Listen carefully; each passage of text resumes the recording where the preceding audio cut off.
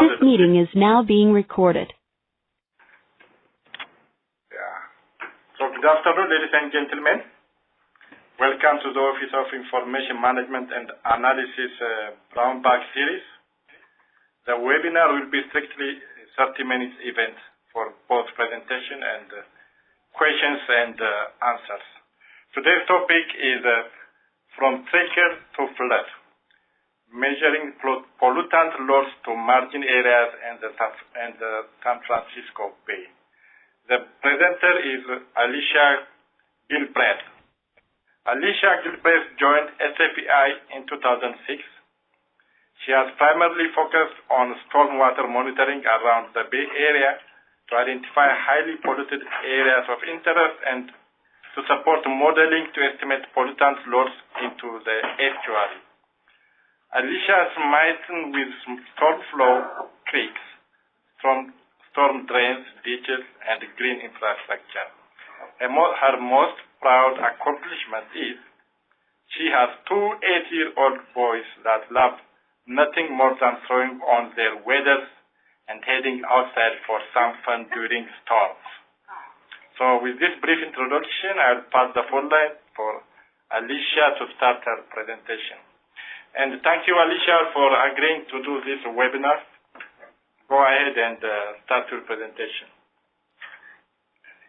Yes, my pleasure, Dawit. Thank you so much for having me. And I'm sorry, I'm going to do a 10-second thing to fix my computer real quick. Sorry if the slideshow goes off.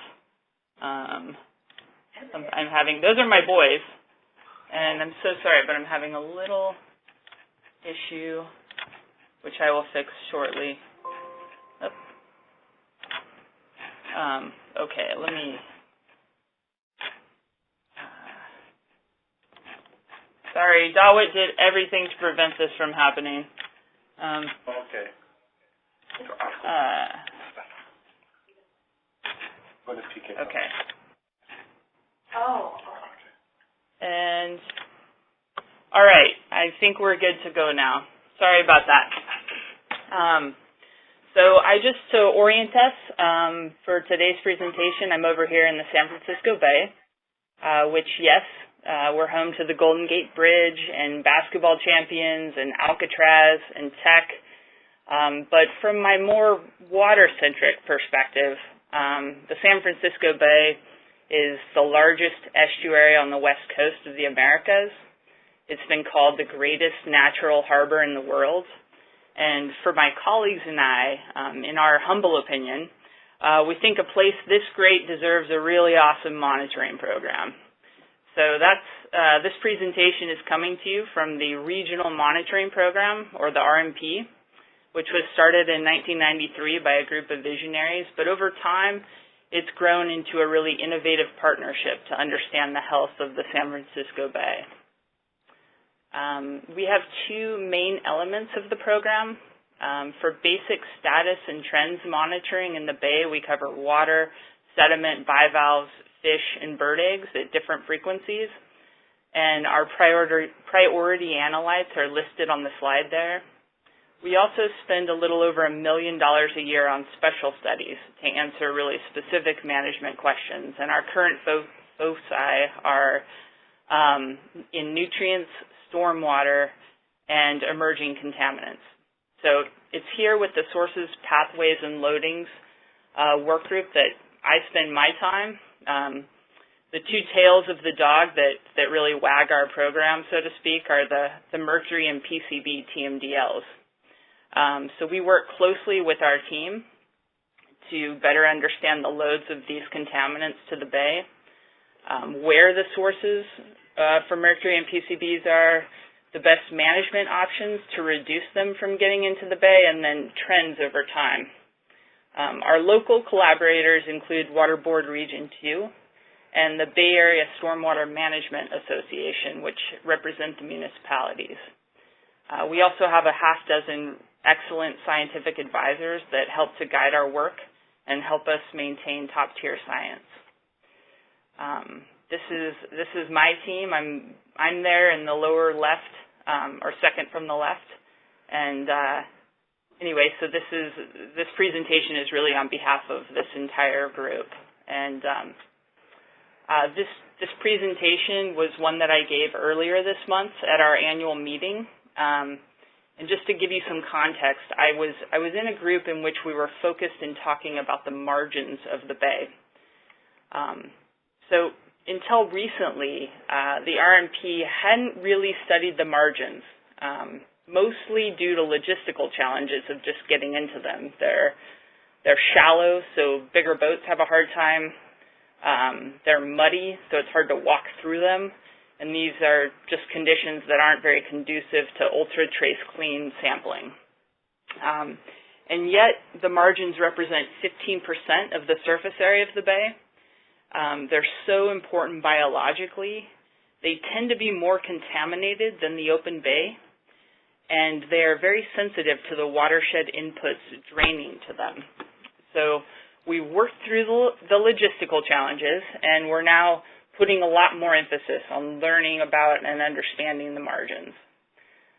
For me, being one who studies and stays up on the land, the margins are the interface between the landscape and the bay, and the primary pathway for pollutants from the land to the margins is through channels from the over 300 watersheds draining that directly surround the bay. So most of the pollutants flowing into the margins are literally flowing in during storm events, and that's where my team comes in. We have a few different monitoring strategies that we use to measure and identify where those pollutants are coming from, and today I have a couple of stories for you about our work in water year 2017. So story one, measuring PCB concentrations into watersheds draining into the San Leandro Bay.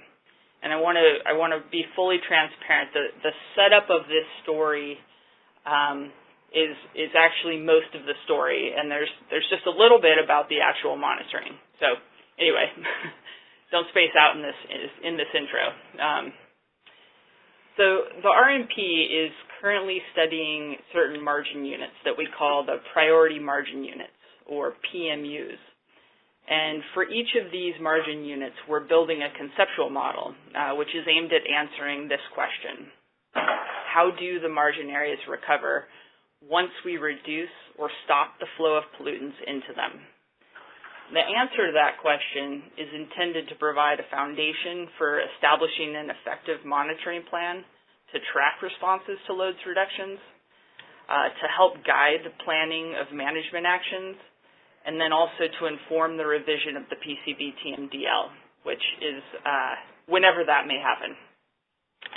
We began our first PMU study in the Emeryville Crescent, which is, I don't know if you can see my cursor. I've heard it's kind of faint, but it's the second one from the very top. And then we moved on to the San Leandro Bay, which we're currently finishing up. We're also working on Steinberger Slough right now in the peninsula, and lastly, we'll move up to the Richmond Harbor. And the rest of this story focuses on the San Leandro Bay work.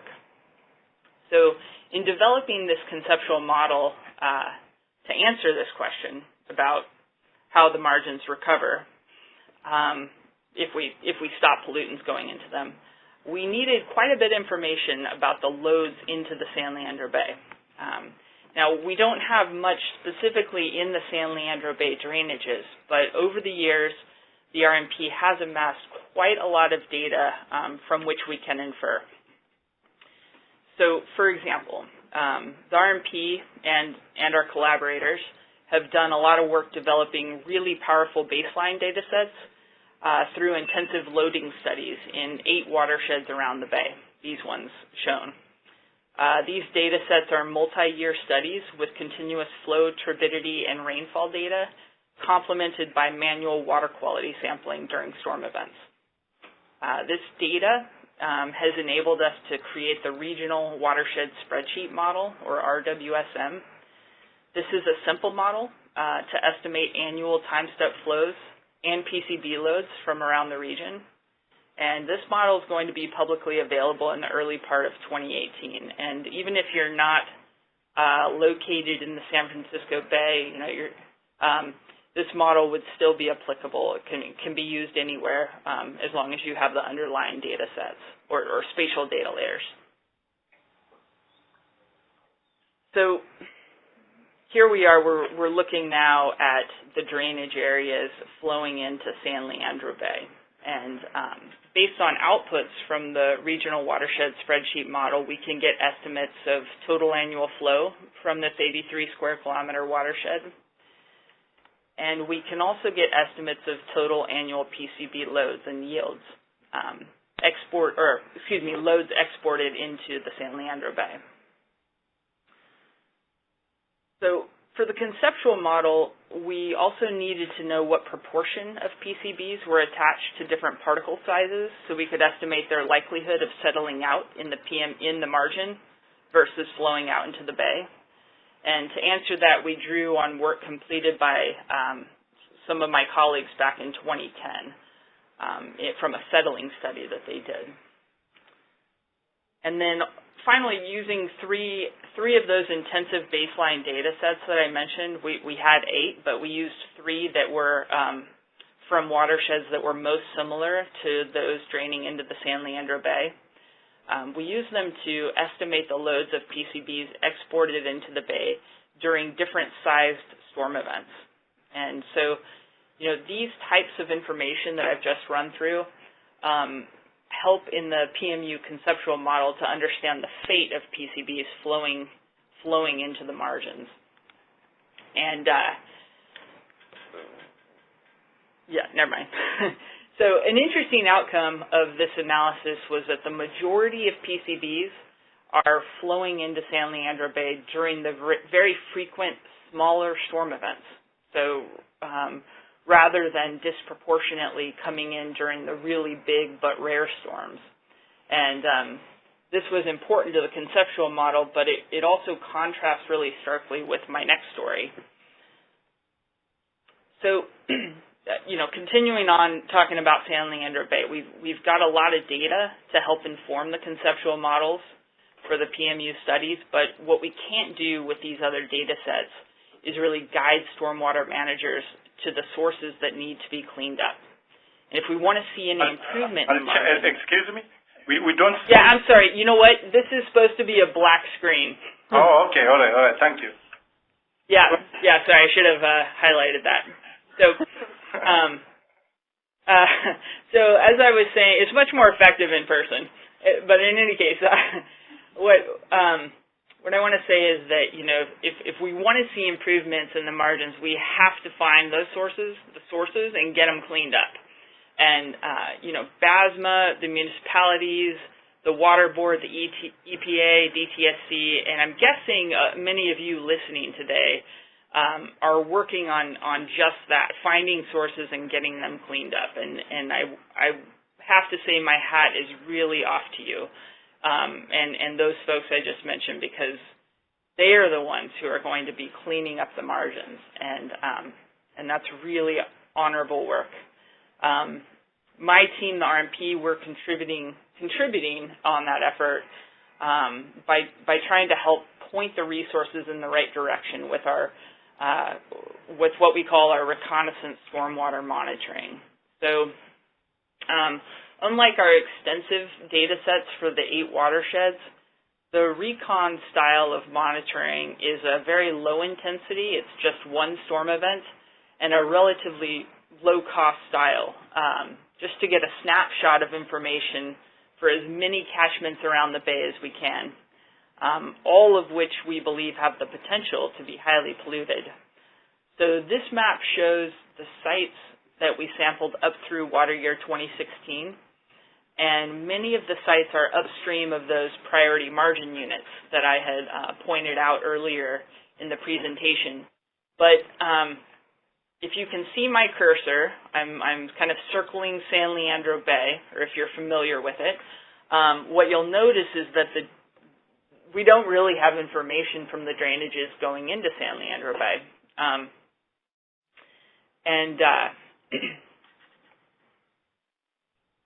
And so for our recon monitoring, we've really tried to get those drainages, and we have had several San Leandro Bay sites identified for sampling.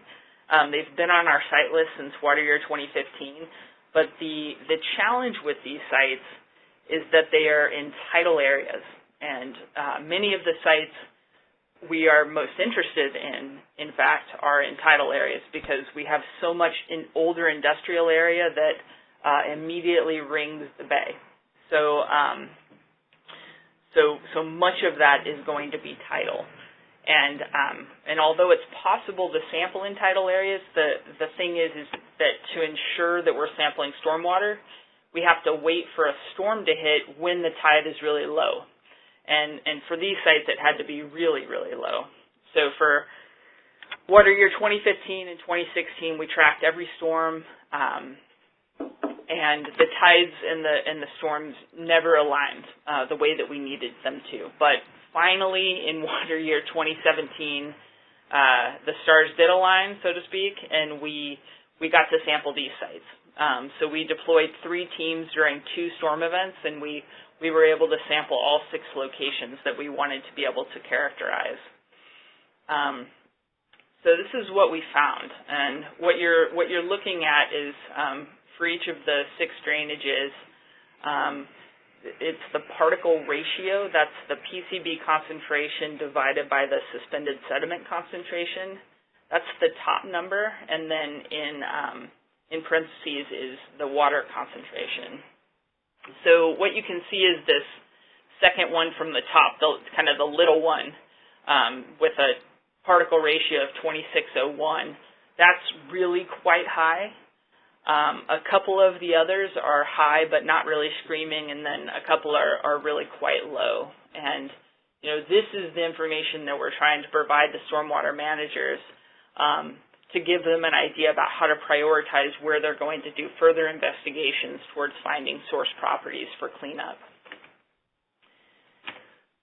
So moving on to story 2, measuring mercury loads from the Guadalupe River into the lower South Bay.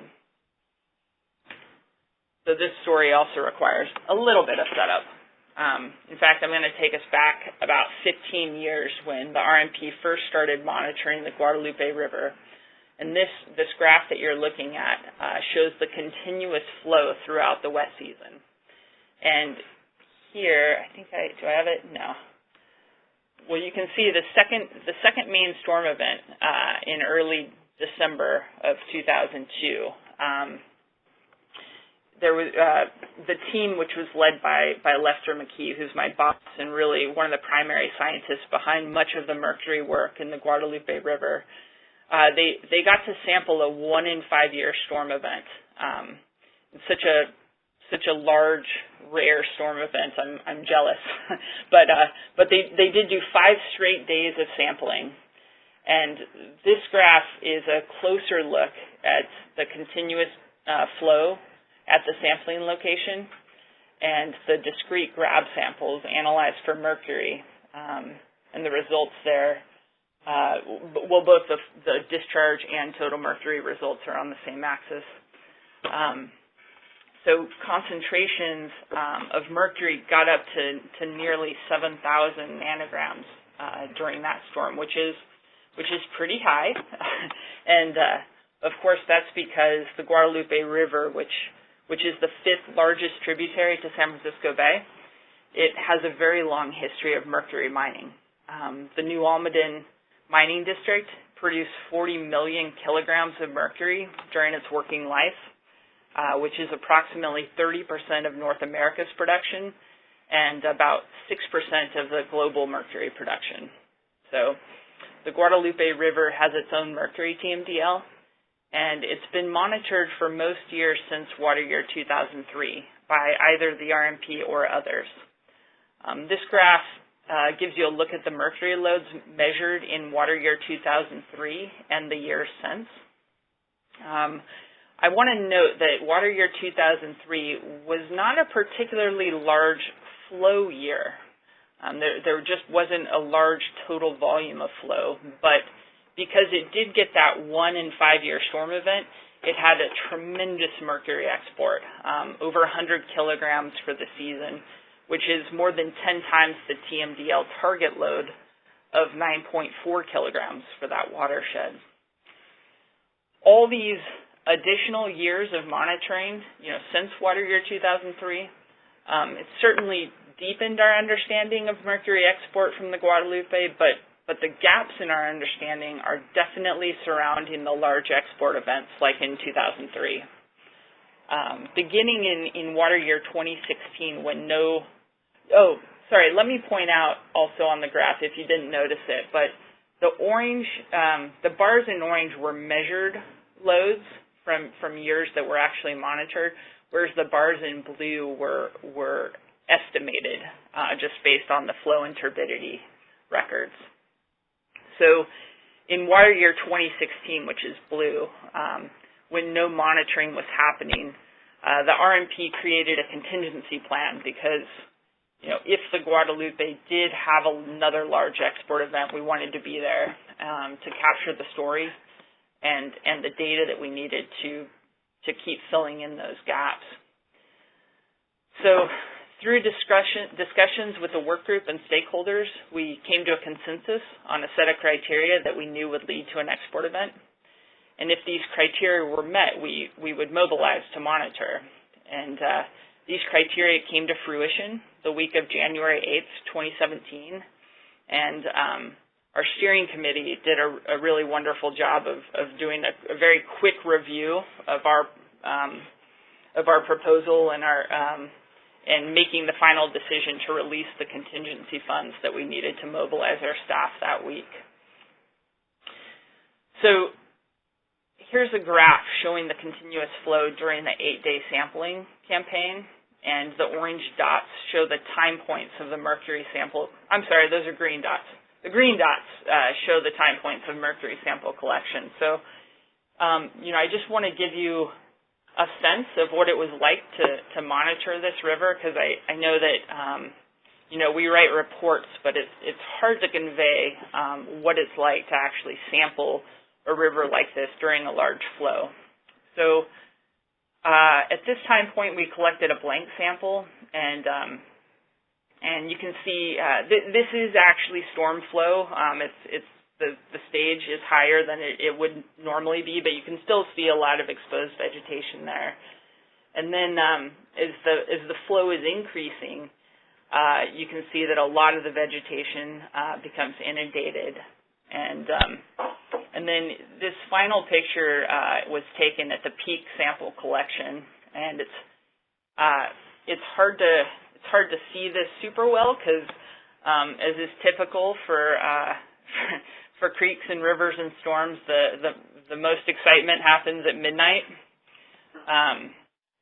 But anyway, it's much higher than especially the first sample collected. We had a remote team working in collaboration with those on site to constantly monitor the progress of the storm, the forecast, the rainfall, the runoff data, and to help the field team maximize the use of valuable samples and resources. I got to be on both the field team and the remote team, and it was a really memorable experience. This is one of my favorite texts from the field team to the remote team. And this is my colleague talking to Lester, who's, the Guadalupe River has really been his kind of his baby throughout his career so far. But her just saying, hey, this is amazing right now. And, I can say for myself that this is a moment I would definitely call a highlight of my career. And I know one that my boss, Lester, had certainly been waiting for since 2003.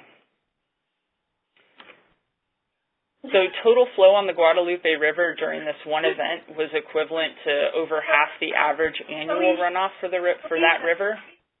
I'm sorry, go ahead.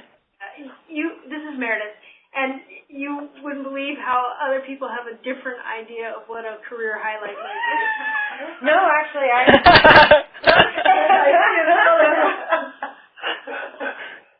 Hi, Meredith Williams. We passed 82. I missed that. Say that again. Oh, I said, this is Jennifer Salisbury from Swamp. I said I did a little dance when we passed 1982's record flow. All right. That's great. Oh, I'm so happy to hear there are other people listening to this who know exactly what I'm talking about. No, I'm not kidding you. I was like, we just made a record! You have about 5 minutes, Alicia. Oh gosh, I'm sorry. Okay, I will speed things up, but I think that might be another brown bag topic, is just career highlights of field sampling, or not, other career highlights. Anyway, okay. So anyway, during this one storm event, just 5 days of sampling, we had 70 kilograms of mercury transported to the lower South Bay margins, which is over 7 times the allowable load for this river under the TMDL. And as compared to the 2003 storm, the pattern of concentrations were relative to flow were a bit different, and these were due to differences in antecedent rainfall. But the concentrations were really similar in many ways to the December 2002 report. And this is all detailed in the report, which is up on the RMP webpage, as is this, which I'm going to skip. But totally thrilling to read this report. I recommend it. So real quick, and this is important, I think, in water year 2003, we got the one big event, and then the spigot for the year kind of shut off. But in water year 2017, we got the one big event that we sampled there, and the samples you can see are in orange, right?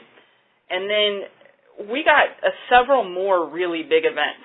And what we noted in 2003 is even though there weren't really big events following the one that we sampled, concentrations stayed really, really high. In fact, I had to add a secondary y-axis there for water year 2003 because concentrations got so high. So what we don't know from water year 2017 is what happened the rest of that year, and especially what happens in really big events following on big events. So that's kind of where one of the big remaining question marks is for this river. And real quick, this graph, it's the same one I showed before, but it's got 2017 on it, and so you can see that 70 kilograms in just that one event is way, way more than just average annual loads where we don't have a big event, right? I will skip that. So, well, just to finish off, for the Guadalupe River, the mercury story is mostly in the large and rare storm events. And, we know we definitely have to take the long view with our monitoring strategy, but also be prepared and ready to execute whenever we do get the kind of water year we need to keep filling in those data gaps. So I'd like to leave a little parting thought as we approach our 2018 sampling season, because, we're getting geared up and excited and honing our strategy, but I have to remind our team that many years and most parts of years we are feeling like this. But once in a while, we're lucky enough to get this. And here my team just knows we have to be ready to go.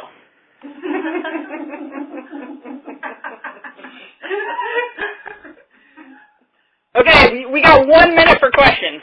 Yeah. Participants, you will be unmuted quickly, and you can ask your questions. All guests have been unmuted.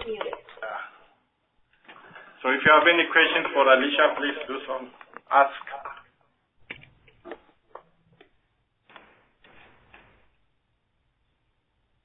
Any questions from here? No? So, Alicia, you are lucky there is no question for today. I think we're lucky because I went too long, but I will take the last 30 seconds just to say thank you so much. I'm really honored to get to present to you all, and so thank you. We have to say thank you to. There is one question, I think. Is there a person? Where can we find the report? it is on the RMP website. The Guadalupe River report should be up. Thank you. Yeah. If you need, if for some reason you can't find it, you can email me, Alicia, ALICIA, at sfei.org. Thank you. Question on the chat. Oh, okay. Go ahead. There is one question from the chat box. Can you still That's plan? hilarious. Can you still plan for mercury in the Guadalupe River sediment and succeed?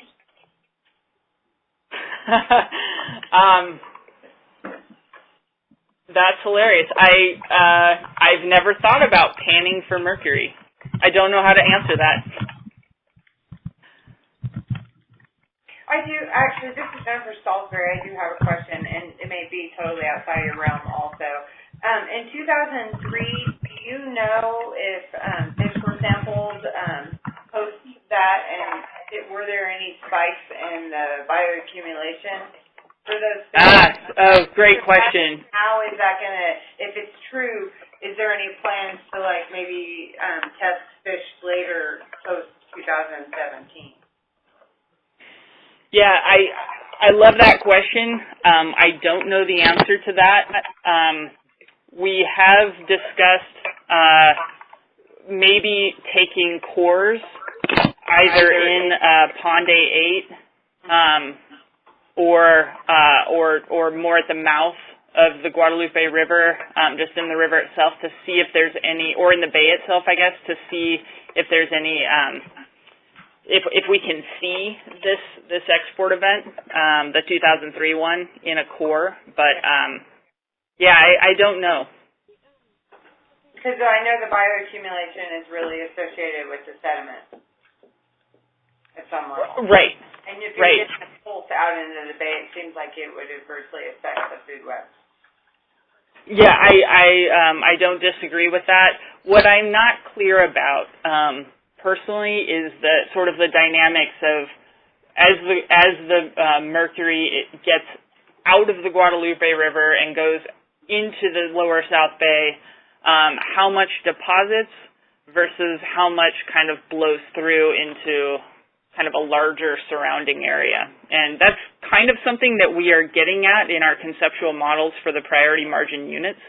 We're trying to look at the hydrodynamics and what, how as pollutants are coming out into these margins, how much are settling in the margins versus kind of flushing out into the main areas of the bay. But we have not explored this issue in the lower South Bay yet, although I wouldn't be surprised if others have. Yeah. Okay. One more comment on here. Do you have time for one more comment? Yeah, go ahead. Okay, just an FYI that the Greentown Los Altos did a video on stormwater pollution to educate the public on stormwater. The link is, and then he's included the link in the chat. Cool. Thanks for that, Tammy. Tammy. Molke, yeah. Okay, thank you very much all. So we'll see you next month. It is November 30th, next OIMA brown bag. Thank you very much. Thank you. Thank you. Thank you. The host has left the meeting.